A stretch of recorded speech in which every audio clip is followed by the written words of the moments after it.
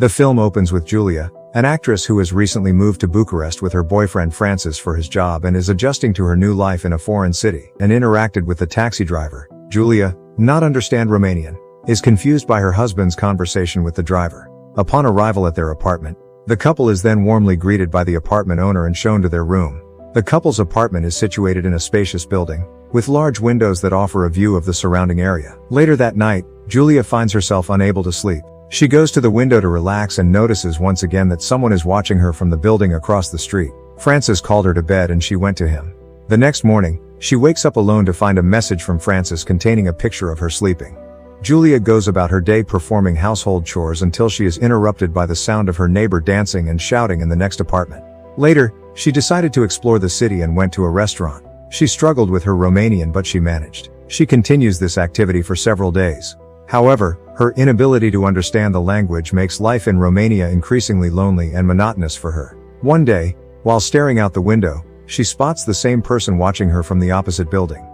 Despite this unsettling discovery, she chooses not to tell Francis when he returns home that evening, and they go on to enjoy a pleasant night out together. During their walk home, they unexpectedly come across an ambulance and several police officers gathered around what appears to be a crime scene, with a man curled up inside the ambulance. Francis inquires about the situation from a nearby woman, but she is clueless and it seems something serious has occurred. Later, while watching the news on TV, they learn that a woman's dead body was discovered in a house near their apartment, which explains the crime scene they witnessed. The man in the ambulance was the one who found the body. The realization that there might be a killer nearby deeply unsettles Julia, leading her to finally tell Francis about the man who has been watching her from the building across the street. Francis dismisses her concerns, suggesting she is becoming paranoid, and asks her to prepare dinner for his colleagues who are coming over that evening. During dinner, Francis's colleague, Simon, brings up the recent discovery of a dead body and mentions a rumor that the victim was found decapitated. He speculates that this murder might be connected to another case from the previous month, where a woman was discovered with her throat slit. Simon believes there's a serial killer on the loose, called the Spider by the police.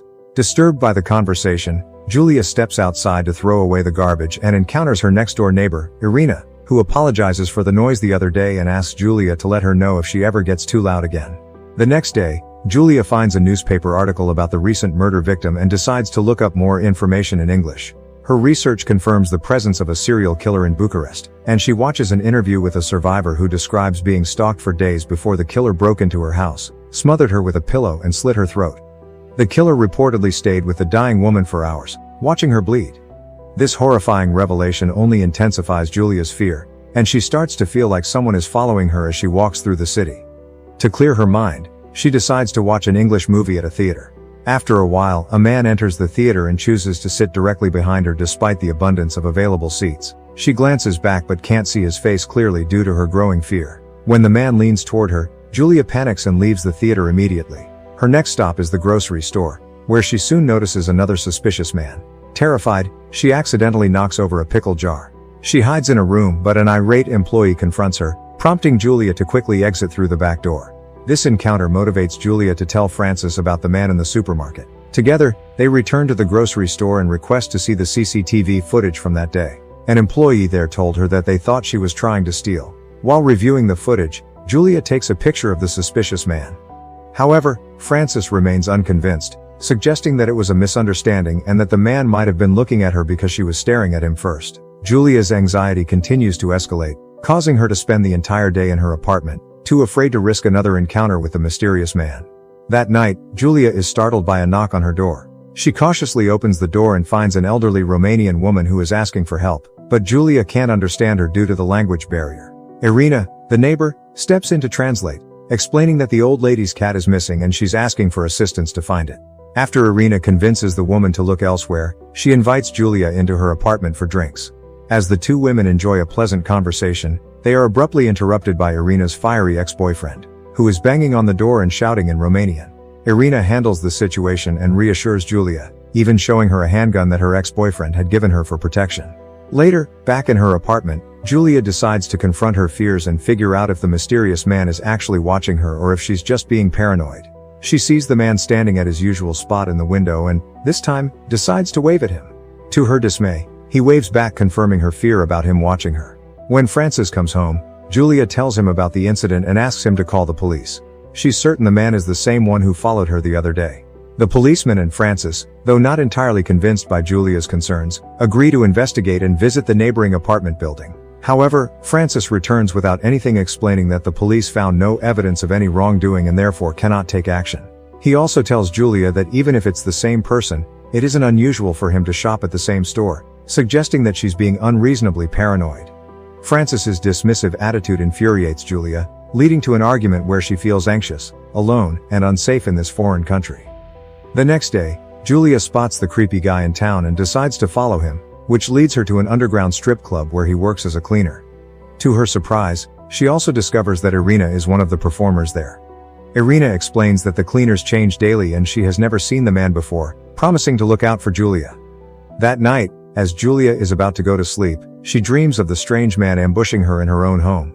Fortunately, it's just a nightmare. She wakes up abruptly to the sound of a scream coming from Irina's apartment. Convinced that her friend is in trouble, Julia panics and asks the landlady for help to open the door. When they enter, they find the apartment empty except for a cat, which the old lady quickly takes away, assuming the cat made the noise. Following this incident, the landlady complains to Francis about Julia's erratic behavior, warning that she doesn't want troublesome tenants in her building. Francis then decides to have a serious conversation with Julia, apologizing for not being around enough and acknowledging that his absence might be contributing to her paranoia and distress. Julia tries to reach out to Irina's workplace, but no one there knows where Irina might be. Later that day, Julia sees a man knocking on Irina's door, who turns out to be Irina's ex-boyfriend. She informs him about Irina's mysterious disappearance and asks for her phone number. When they call Irina's cell, they are startled to hear it ringing inside the empty apartment. Growing increasingly worried, Julia convinces Irina's ex-boyfriend to accompany her to the apartment across the street so she can confront the mysterious man, as she sees him working at the same club as Irina. Upon their arrival, Irina's fiery ex-boyfriend begins banging on the locked door and shouting threats, warning whoever is inside to stay away from Julia. When no one responds, he excuses himself, telling Julia to inform him if she hears anything from Irina. After he leaves, Julia approaches the door herself and convinces the tenant to open it, only to find an elderly man inside. Julia quickly apologizes and leaves. As she heads downstairs, she comes face to face with the creepy guy who does live in the building. She hurriedly takes the elevator and exits the building. Later that night, the same police officer they had previously summoned appears at their door, this time with the man from the grocery store.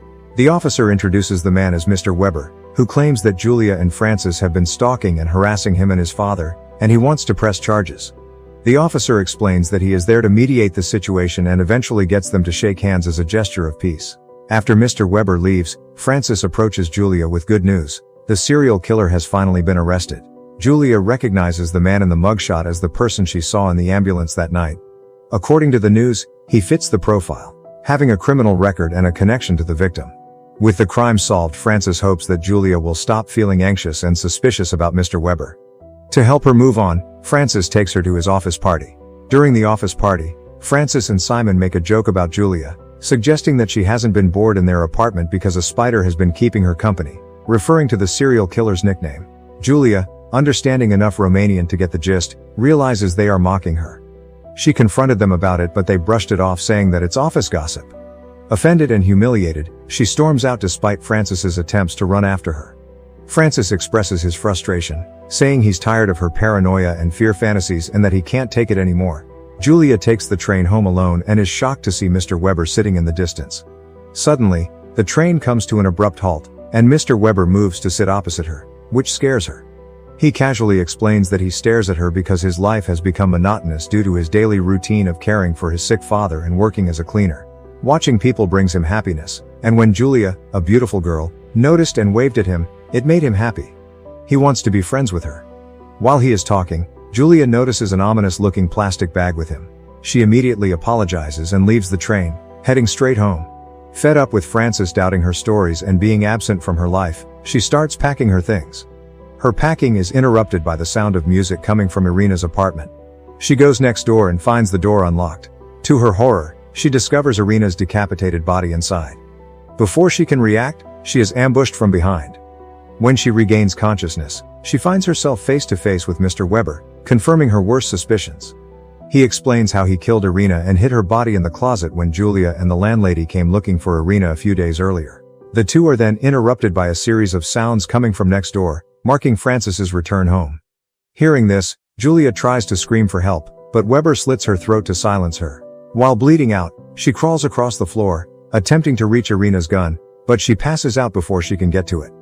As she lies there lifeless, Weber lies next to her until she stops breathing.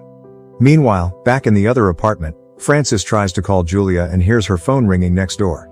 At the same time, Weber noticed a little girl had been watching what he had done from the apartment building across from them, prompting Weber to head outside, possibly intending to murder the little girl as well. However, as Weber exits into the hall, he comes face to face with Frances, who is surprised to find him there. Frances starts walking towards him and suddenly, Weber is shot from behind. Julia emerges from the house holding a gun, revealing she faked fainting earlier. The film ends with a shocked Frances coming face to face with his bloody wife, now finally ready to admit that she has been right all along. With that, the movie ends. Don't forget to subscribe to our channel. Thanks for watching. See you next time.